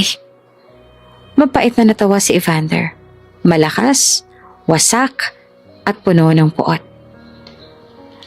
Habang ako'y nagluluksa sa puntod niya, siya'y bumubuo ng pamilya sa iba. Tahimik ang buong silid. Si Aurelia ay nanginginig. Hindi lang dahil sa galit ni Evander, kundi dahil sa bigat ng katotohanan. Ipinigay ko sa kanya ang lahat. Minahal ko siya ng tapat. Ibinuhos ko ang buong buhay ko sa kanya. Tumingala siya para pigilan ang luhang, tila buhos ng ulan na ayaw magpapigil. Ang mga mata ay nagliliyab sa sakit. At pinili niyang isang magnanakaw. Nanlumong napaupo siya sa silya. Parang nabuhusan ng lakas. Ngayon, matapos ang lahat ng nalaman ko, tuluyan kong iisipin na patay na ang babaeng minahal ko. Patay na si Rita sa puso ko. Mahina niyang sabi. At ang Rita na buhay, kasama ni Daniel, sisiguraduhin ko na magsisisi siya. Pagbabayaran niya ang lahat. Lumapit si Aurelia. Ngayon lang ito naglakas loob hawakan ang braso niya. At sa haplos ni Aurelia, pakiramdam ni Evander ay parang gumaan ang lahat kahit papaano.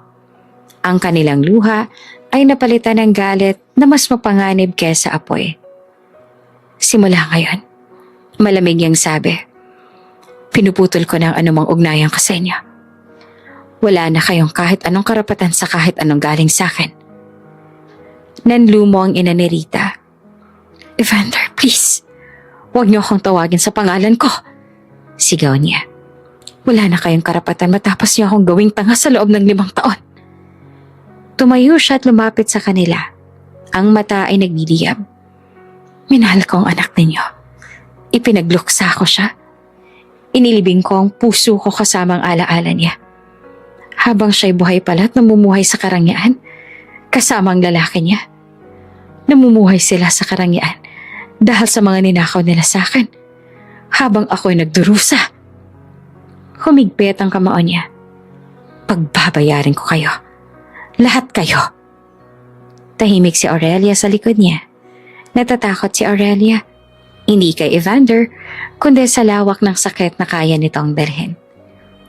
Matapos noon ay muling pumunta sa opisina si Evander ang investigator para magbigay ng karagdagang ulat sa mga nalaman nito.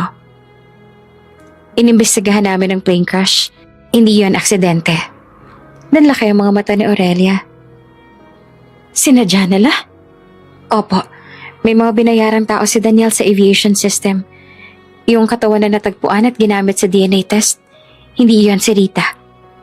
Tumawa si Evander na mapait. Pinalitan nila? Opo, pero si Rita mismo ang nagbigay ng sariling DNA sample para lokohin ang mga forensic report. Ngunit may kung ano silang ginawa para makaalis siya roon bago mag-crash. May ibang babaeng pinalit sa kanya. Ang bilang ng katawan ng mga pasahero na natagpuan ay pareho pa rin. May mga inosenteng tao pang nadamay dahil sa plano nilang yon. Opo, sir. Marami pong nadamay dahil sa ginawa nila. Hindi rin po nagkaroon ng amnesia si Rita. Dagdag ng investigator. Plinano nila ang lahat. Nagpalit siya ng pangalan, pagkakakilanlan. Ginamit ang koneksyon ni Daniel para burahin ang dating buhay niya. Napaupo si Evander. Almost 6 years. Bulong niya. Mahigit 6 na taon ako nagdalamhati. Habang siya nag-i-enjoy sa perang pinaghirapan ko. Halos kalahati ng yaman ninyo na ilipat sa mga shell companies si Daniel. Ngayon po, malinaw na kung bakit muntik na kayong malugi noon. Dagdag pa ng investigator. Matapos ang lahat ng nalaman niya, ay pinatawag niya ang mga magulang para malaman din nila kung ano ang mga nalaman nila. Pinapakain ko palang mga ahas na sumisira sa akin. Umiyak ang ina ni Rita. Prinotektahan lang namin ang anak namin. Hindi, malamig na sabi ni Evander. Prinotektahan ninyo ang kasinungalingan at ginamit ninyo ang pagmamahal ko. Kaya simula ngayon, tapos ng buhay luho ninyo. Tumingin si Evander kay Aurelia. I-freeze lahat ng accounts nila. Ibalik ang kahit anong galing sa pera ko. At ihanda ang kaso. Hindi ko nahahayaang lokohin ako muli. At sa mga mata niya, hindi na nagdalamhating asawang nandoon, kundi ang isang lalaking handang gumanti. Hindi na nagdalawang isip si Evander. Sa loob lamang ng ilang oras matapos mapatunayan ang lahat, pinakulong niya ang mga magulang ni Rita. Hindi na silang matatandang inaalagaan at minahal niya noon na parang sarili niya ng magulang. Sila ngayon ay mga taong nilagyan ng posas, tinanggalan ng dignidad, at hinatulan ng sarili nilang kasinungalingan. Sa gitna ng investigasyon, dahil sa takot at paggawasak ng loob, nabunyag din sa wakas kung saan nagtatago sina Rita at Daniel. Sa isang lugar sa Russia kung saan akala nila ay ligtas sila. Gamitin niyo lahat. Malamig niyang utos sa mga tauhan niya. Lahat ng koneksyon ko. Lahat ng pera ko. Kahit maubos, lahat hanapin niyo sila. Hindi nagtagal nahuli rin ang mga ito. At sa loob ng ilang araw, Ang mga dating namumuhay sa luho ay nasa kulungan na, sa detention center. Tahimik ang paligid pero sa loob ni Evander, nagngangalit ang apoy. Nasa harap niya si Rita at Daniel. Nakaluhod, hawak ang bakal na rehas. Evander, please. Umiiyak si Rita. Hindi mo naiintindihan. Tumawa naman si Evander. Isang tawa na puno ng puot. Hindi ko naiintindihan? Alin ang hindi ko maintindihan? Na ilang taon niyo ako niloko at pinagmukhang tanga?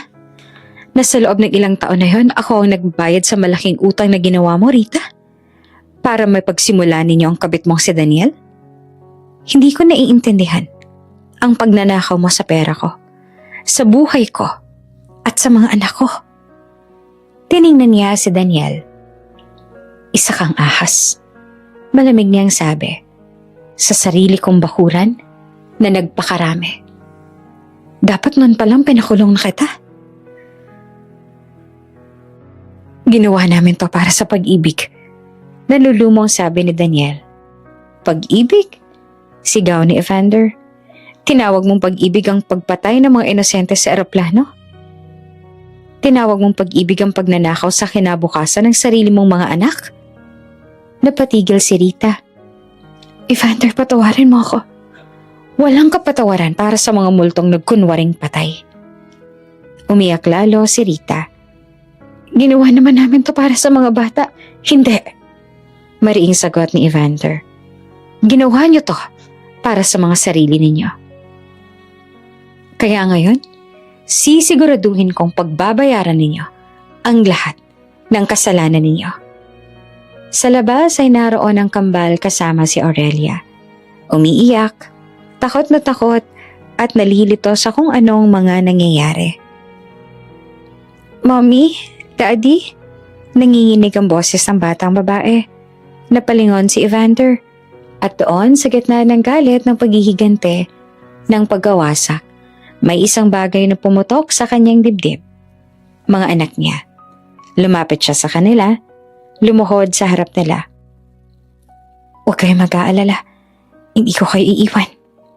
Mahina niyang sabi. Ako nang bahala sa inyo. Tumingin sa kanya ang batang lalaki. Who are you exactly? Huminga siya ng malalim.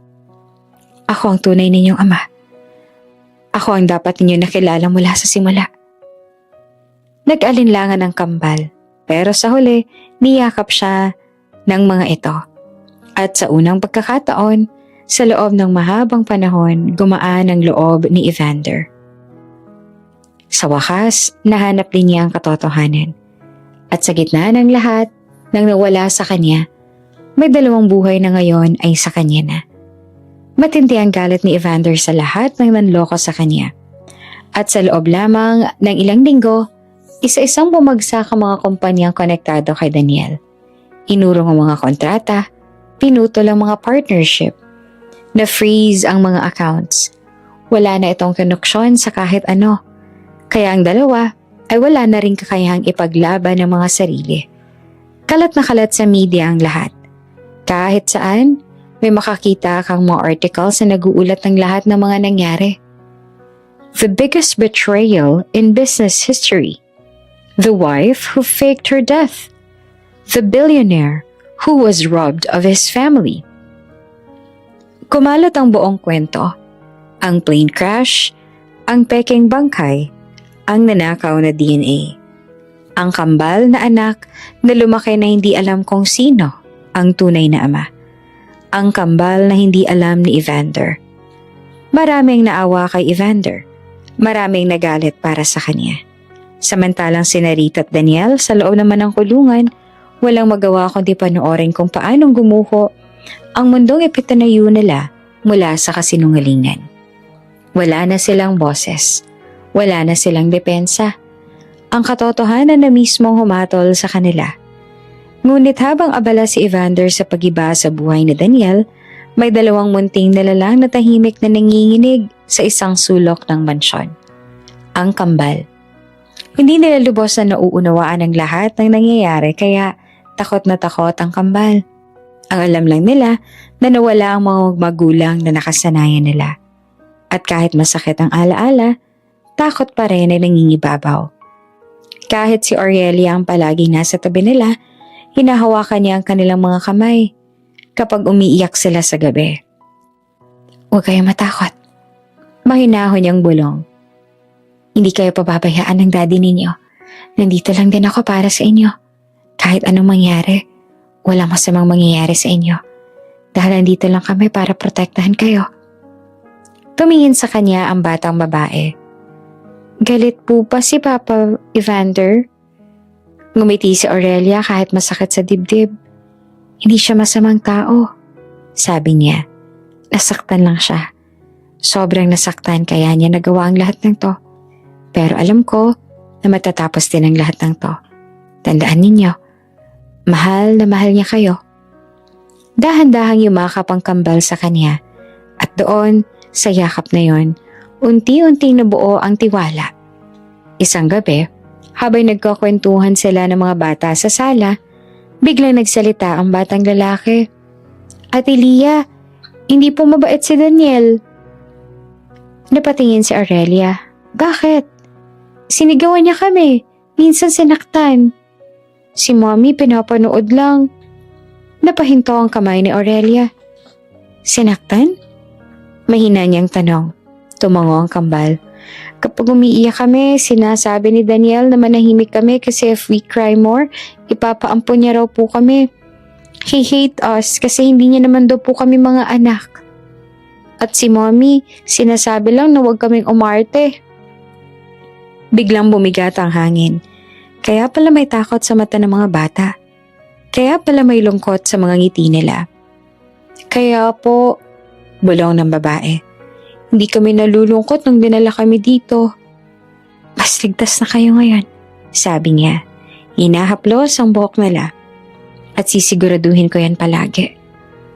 Sa malayo, si Evander ay pagod, galit, at wasak. Patuloy na nilulunod ang sarili sa paghihigante. Ngunit sa loob ng sarili niyang mansyon, may 2 bata at isang babaeng tahimik na bumubuo ng isang bagong tahanan. Isang tahanan na hindi tinayo sa kasinungalingan. Isang tahanan na balang araw maaaring maging dahilan para muling matutong magmahal si Evander Salvatierra. Tahimik ang mansyon ng Salvatierra. Sa gabing iyon, isang uri ng katahimikan na masakit sa tenga. Hindi ito ang kapayapaang dala ng pahinga, kundi ang katahimikan ng isang pusong pagod na sa pagdurusa. Kagagaling lamang ni Aurelia sa kwarto ng kambal, dahil nga sa naging malapit na sa kanya ang dalawa. Ayaw na nilang lumayo sa kanya, kaya kailangan ni Aurelia na manatili sa tabi ng kambal hanggang sa makatulog sila at kapag tulog na ang dalawa, saka naman siya uuwi ng kondo niya. Matagal siyang hinintay hanggang sa tuluyang makatulog ang mga bata. Ang batang babae ay nakayakap sa stuffed toy na ibinigay niya. Ang batang lalaki naman ay mahigpit na hawak ang kumot. Para bang natatakot pa rin may mangyaring masama. Good night, bulong ni Aurelia at maingat na isinara ang pinto. Paglabas niya sa hallway, balak na sana niyang umuwi. Ngunit nang mapadaan siya sa sala, nakita niya si Evander. Mag-isa nakaupo sa sofa. Sa mesa na nasa tapat nito ay mga bote ng alak. Ang ilaw ay malamlam. Ngunit sapat para makita ang bakas ng matinding pagod. Sa mukha nito, mga matang malalim ang lungkot at galit na tila hindi na humuhupa. Lumapit dito si Aurelia. Sir, mahinang tawag niya. Hindi naman agad pinansin ni Evander. Tumungga lang ito ng alak. Parang sinusubukan na lunurin ang lahat ng nararamdaman. Sir, ulit niya na mas malapit na ngayon. Sa wakas, tumingin si Evander sa kanya ng mga matang puno ng sakit, galit at pagkawasak. Why are you still here? Paos niyang tanong. Hindi ka ba uuwi? Hindi po muna, sagot ni Aurelia. Hindi ko ho kayo pwedeng iwan sa ganitong kalagayan. Lumapit pa siya at naupo pa sa isahang sofa. Sir, malumanay ngunit matatag ang boses niya. Naiintindihan ko po ang sakit na nararamdaman ninyo. Napatingin si Evander sa kanya. Naloko ho kayo. Pinaglaruan ang buhay ninyo. Pinaniwala kayong patay ng babaeng minahal ninyo. Ilang taon din po kayong ginawang tanga ng mga taong pinagkatiwalaan ninyo. Humigpit ang hawak ni Evander sa baso. Ninakawan kayo ng pera, ng panahon, ng pagkakataong maging ama sa sarili ninyong mga anak. Bahagyang napapikit si Evander. Pero sir, dagdag ni Aurelia na nanginginig ang boses. Hindi po ibig sabihin nun na kailangan ninyong sirain ang sarili ninyo. May 2 bata po doon sa taas. Sabi niya sabay turo sa direksyon ng kwarto ng kambal. 2 batang buong buhay nila. Hindi pa nila naranasan ng pagmamahal ng isang ama. Huminga siya ng malalim. Sabi nila sa akin sinasaktan daw sila ni Daniel. Sinisigawan at tinatakot. At tinahayaan lang daw yun na Rita. Nagpatigil si Evander. Ngayon lang po sila nakaramdam ng seguridad. Mahina niyang dugtong. At kayo po, ang tanging taong pwede nilang tawaging ama. Tahimik ang sala. Ang tanging maririnig lang ay ang mahinang paghinga ni Evander. Hindi lang po sila nangangailangan sa inyo. Patuloy ni Aurelia. Ang kumpanyahunan niyo, ang libo-libong empleyado, ang buong imperyo na binuo ninyo. At kami po, mahina niyang sinabi, lahat kami, kailangan namin kayo. Napayo ko si Evander. Sir, sa loob ng 1 taon, habang pinaniwala kayong patay na si Rita, unti-unti ho ninyong sinira ang sarili ninyo. Itinanggi ninyo ang kaligayahan. Tinanggi ninyo ang buhay. Pero please, huwag ho ninyong sirain palalo ang sarili ninyo dahil lang sa ginawa nila. Pinagbabayaran na po nilang kasalanan nila. Nakakulong na sila. Wala na silang magagawa. Pero kayo, Sir Evander, may pagkakataon pa po kayong mabuhay. May mga anak po kayo na kailangan ng isang ama. Marami po kaming umaasa sa iyo. Ang sakit. Mahina nitong sabi. Hindi ko alam kung paano ko pahaharapin ang bukas. Hindi po ninyo kailangang mag-isa, sir. Ang marahan na sabi niya. Andito po ako. At andyan din ang mga anak ninyo. Hindi pa po huli ang lahat. Sa gabing iyon, sa unang pagkakataon, matapos ang mahabang panahon at napakaraming kasinungalingan at sakit, unti-unting nabuong muli ang loob ni Evander. Matapos ang lahat ng lumabas sa katotohanan, ang mga kasinungalingan, panlilinlang at pagkakanulo, dumating din ang araw ng paghatol. Si Rita, si Daniel, at maging ang mga magulang ni Rita, pati na ang iba pang mga taong naging bahagi ng madilim na plano ay tuluyang naharap sa batas. Ang marangyang buhay na inagaw nila kay Evander ay napalitan ng malamig na selda at kahihiyan. Mga pangalan nilang minsang iginagalang ay naging simbolo ng kasakiman at pagtataksil. Ngunit para kay Evander, hindi sapat ang hustisya para gumaling ang sugat.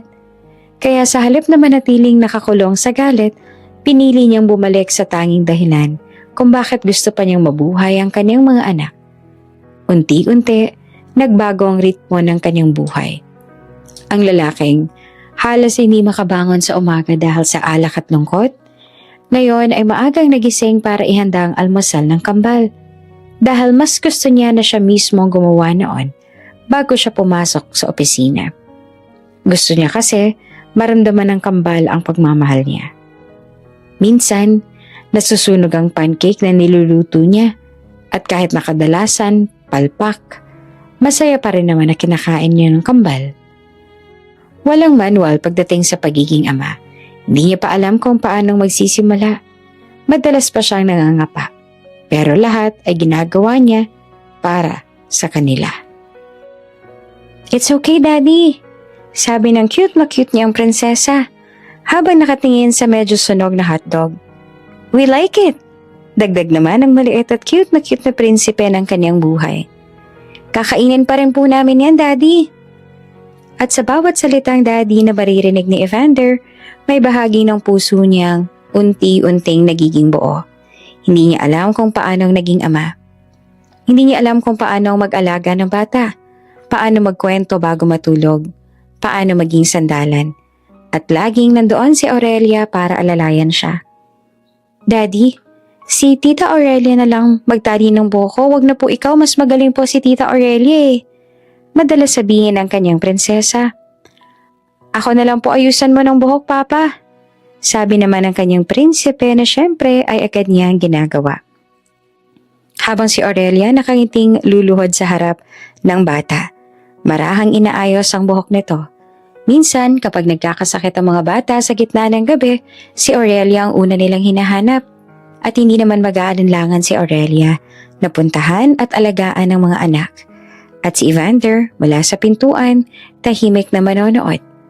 Hindi niya mapigilang mapansin kung gaanong kagaan ang presensya ni Aurelia sa buhay ng kanyang mga anak at sa buhay niya. Habang lumilipas ang mga buwan, unti-unting nagiging mas maliwanag ang mundo ni Evander. Hindi na puro sakit ang kanyang pagising. Hindi na puro alaala ng pagtataksel ang kanyang mga gabi. May mga tao pang pumupuno sa dati walang buhay na mansyon. May halakak ng mga bata at doon niya napagtanto. Sa lungkot, hirap at kaligayahan, si Aurelia ang laging naroon. Hindi to umalis, hindi siya nito iniwan. Hindi to umatras kahit galat siya. Hindi to nawala kahit wala siyang maibigay at hindi niya maibalik ang kabaitan na pinapakita nito. Isang hapon, habang pinapanood ni Evander ang kambal na naglalaro sa hardin kasama si Aurelia, may kung anong init ang pumuno sa dibdib niya. Ang mga bata ay hinahabol si Aurelia. Ang kanilang mga tawa ay tila musika. Tita Aurelia, look! Sigaw ng kambal. Careful! Babala nito. At doon, napagtanto ni Evander na matagal na pala siyang nakatingin kay Aurelia, hindi bilang assistant, hindi bilang kasamahan, kundi bilang isang babaeng mahalaga, isang babaeng minamahal, pero hindi niya lang in-acknowledge iyon dahil sa loob ng maraming taon, kinulong niya ang sarili sa sakit ng pagkawala ni Rita. Akala niya, iyon ang kanyang kapalaran. Akala niya, iyon ang kanyang pangako. Pero ngayon, alam niya na, ang pangakong iyon ay itinayo sa kasinungalingan. Ang babaeng pananghawakan niya noon ay hindi kailanman naging totoo sa kanya. At ang babaeng nasa harap niya ngayon, ito ay hindi kailanman umalis. Isang gabi, nang tahimik na ang buong bahay, naupo si Evander sa balkonahe. Doon niya nakita si Aurelia, dalang 2 tasa ng tsaa. Alam kong hindi ka rin makatulog kaya pinagtimpla kita nito, sabi nito. Tinanggap niya ang tasa. Sinabi ni Aurelia na uuwi na rin ito dahil nakatulog na mga bata. Ngunit nakiusap siya dito na ito magpalipas ng gabi. Masinsinan silang nagkausap tungkol sa nakaraan. Tungkol sa mga bagay na hindi kailanman sinubukan noon ni Evander na sabihin sa iba. Aurelia, bigla niyang sabi ng mahina. Tumigil ang dalaga, tiningnan siya. Do you know, all this time, wika niya, ikaw pala ang laging nasa tabi ko. Hindi ko lang pinansin. Sa loob ng maraming taon na kinulong ko ang aking sarili sa sakit, hindi ko pinansin na ang puso ko ay unti-unti nang nagbubukas para magmahal ng iba. Pinilit ko yung silantabi dahil may mga pangako kong binitawan noon. Pinili kong magpansinin ng lahat kasi natakot ako magmahal ulit. Pero ngayon, ngumiti siya ng bahagya. Hindi na. At sa unang pagkakataon, ang hinaharap ni Evander ay hindi na puno ng anino, kundi ng pag-asa. Unti-unti ang sugat sa puso ni Evander ay hindi na dumudugo, hindi naging madali. Ang lahat may mga gabi pa rin nagigising siya dahil sa alaala ng pagtataksil at pagkawala. Pero sa bawat umaga, mas nagiging malinaw ang dahilan kung bakit kailangan niyang bumangon. Para sa kanyang mga anak at para sa babaeng hindi kailanman umalis. Sa mga sumunod na buwan, naging ibang tao na si Evander. Hindi na lamang siyang makapangyarihang CEO.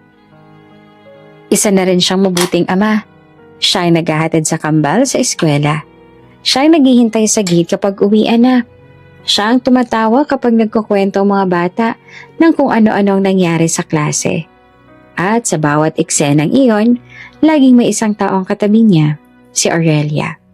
At doon niya mas lalong naunawaan. Hindi lang pala siya umaasa kay Aurelia. Sa panahon ng sakit, unti-unti, umaasa rin siya sa kanya sa panahon ng saya. Isang gabi, habang natutulog na ang kambal, naglakad sina Evander at Aurelia sa hardin ng mansyon. Tahimik ang paligid, maliwanag ang buwan. Salamat, biglang sabi ni Evander. Para saan? Para sa lahat. Sa hindi mo pag-alis, sa pag-aalaga mo sa mga bata, sa pag-aalaga mo sa akin. Tumigil siya sa paglakad at hinarap si Aurelia. Matagal ko nang gustong sabihin to. Pero natakot ako. Pag-amin niya. Natatakot akong baka mali. Pero sa tingin ko, kung lagi lang ako matatakot, hindi ako magiging masaya ulit. Huminga siya ng malalim. Tumingin sa mga mata nito. Aurelia, mahal kita. Nanlaki ang mata ni Aurelia. Sa loob ng ilang segundo, wala itong masabi. Evander, mahina nitong sambit. Mahal kita. Hindi dahil may nawala sa akin. Patuloy niya. Kundi dahil ikaw ang nariyan. Ikaw ang pumuno sa bawat perasong iniwan ng sakit. Ikaw ang nagbigay sa akin ng bagong dahilan para mabuhay. Ikaw ang dahilan kung bakit ako patuloy na lumalaban. Kayo ng mga bata, ang bago kong buhay at dahilan. Tumulo ang luha sa pisngi ni Aurelia. Alam mo ba, sabi nito na nanginginig ang boses. Ilang taon din kitang minahal sa katahimikan, kahit alam kong hindi mo ako mamahalin pabalik. Kahit alam kong ang puso mo ay nakatali pa rin sa nakaraan. Hindi pa rin ako umalis. Hindi ako umalis dahil ikaw ang mahal ko, Evander. Ngumiti si Evander sa gitna ng luha at marahan niya itong niyakap. Sa unang pagkakataon, ang yakap na iyon ay hindi para sa sakit, kundi para sa pag-asa. Kinabukasan, nakita ng kambalang dalawa sa sala, magkatabi, magkahawak ang kamay. Daddy? Tanong ng batang lalaki. Are you holding Tita Aurelia's hand? Dagdag ng kapatid niya. Napangiti naman si Evander. Oo, sagot niya. Kasi mahal ko siya. Tahimik ang mga bata sandali. Tapos sabay nang ngumiti. So, she's our mommy now? Inosenteng tanong ng kanilang prinsesa. Yes, princess.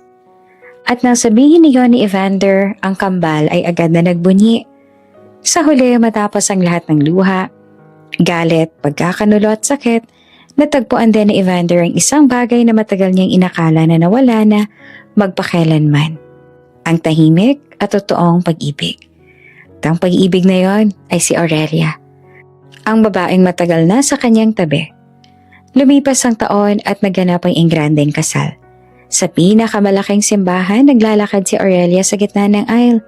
Para siyang prinsesa sa suot niyang puti at napakagandang gown.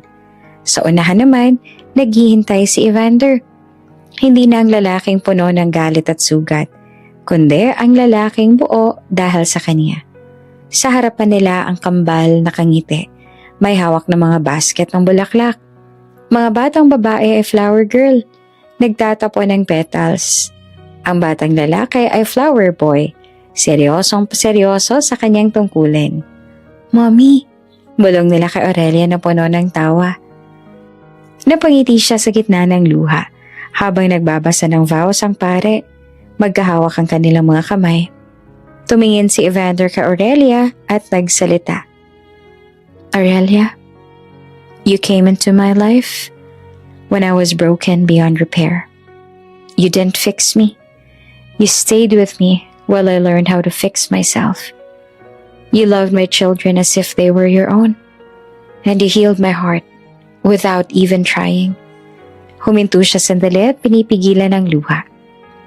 I promise to choose you every day, in joy, in sorrow, in peace, and in storms. You are my home. Si Aurelia naman ay nanginginig ang boses. Evander, I loved you when you were lost. I loved you when you were angry. I loved you when you couldn't love yourself. And I will keep loving you when everything is finally calm. Ngumiti sila sa mga bata sa gilid. I promise to be a wife who stands beside you, and a mother who will love our children with all her heart. At nang sabihin ng pare ang mga salitang yon, you may now kiss the bride. Ang halik ni Evander ay hindi lamang sa kanyang asawa, kundi sa babaeng nagligtas sa kanyang puso. Sa Maldives, sa isang tahimik at marangyang villa na nakaharap sa malawak na karagatan, doon ginugol ni Evander at Aurelia ang kanilang honeymoon. Ang alon ay marahang humahampas sa buhangin. Magkahawak ang kanilang mga kamay habang nakaupo sa isang wooden deck. Sa harapan nila, ang kambal ay nakapaa. Nagtatawanan, naghahabulan sa tabing dagat. Ang tile ng mga bata ay humahalo sa huni ng mga ibon at sa hampas ng alon. Tumingin si Aurelia sa mga bata at napangiti. Hindi pa rin ako makapaniwala. Bulong niya. Ito na ang buhay natin. Tumingin si Evander sa kanya at matamis na ngumiti. I used to think happiness was something I lost forever. Sabi nito. Pero ikaw ang nagpabalik ng saya, ng kulay, at ng liwanag sa mundo ko. Hinawakan ni Aurelia ang kanyang pisngi. And you gave me a family I never dared to dream of. Habang unti-unting lumulubog ang araw, ginintuan at liwanag ang kanilang mga mukha. I promise, sabi ni Evander, na hindi kita iiwan. Hindi sa sakit, hindi sa takot, hindi sa dilim. I promise, sagot ni Aurelia, na pipiliin kita araw-araw. Kahit mahirap, kahit magulo, pipiliin pa rin kita. Niyakap nila ang isa't isa ng mahigpit, mainit, at puno ng katiyakan. Mommy! Daddy! Sigaw ng kambal mula sa dalampasigan. Nagkatawanan silang dalawa, sabay tumakbo papunta sa mga bata. Nagkabulan sa buhangin habang ang alon ay humahabol din sa kanilang mga paa. Sa sandaling iyon, wala nang sakit. Wala nang multo ng nakaraan. Ang kwento ni Evander ay nagpapaalala sa atin na ang sobrang pagkapit sa nakaraan ay maaaring magbulag sa katotohanan. Sa loob ng maraming taon, ikinulong niya ang sarili sa sakit ng pagkawala ni Rita. Kahit ang totoo, ginamit at nilinlang siya. Ngunit sa kabila ng lahat ng panilindang at galit at pagkawasak, natutunan niya ang tunay na paghilom ay hindi nanggagaling sa paghihigante, kundi sa pagpili na magmahal muli at magtiwalang muli. Hindi niya nabawi ang mga taong nawala, pero natagpuan niya ang mas mahalaga. Isang totoong pamilya at isang pag-ibig na hindi kailang ipaglaban sa kasinungalingan. Minsan, ang mga taong pinakamalapit sa atin, ang pinakamadaling manloko. Pero ang mga taong tahimik na nananatili sa ating tabi, tulad ni Aurelia, sila ang tunay na dapat pinanghahawakan. Dahil sa huli, ang tunay na pag-ibig ay hindi yung bumabalik mula sa kasinungalingan, kundi yung hindi kailanman umalis kahit na wasak ka na.